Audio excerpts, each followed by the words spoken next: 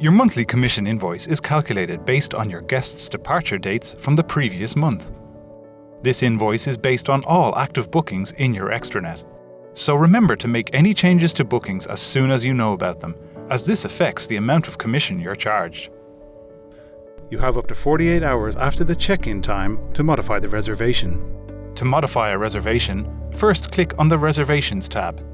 In the Reservations section, you can find reservations for a specific date range, filtering by the arrival, departure, or book date. You can also use the search box to locate reservations based on other keywords, such as the guest's name. Clicking on either the guest's name or the reference number allows you to change dates and prices or mark the reservation as a no-show so that you are not charged commission. It is also important to cross-check your monthly commission invoice with your reservation statement for accuracy.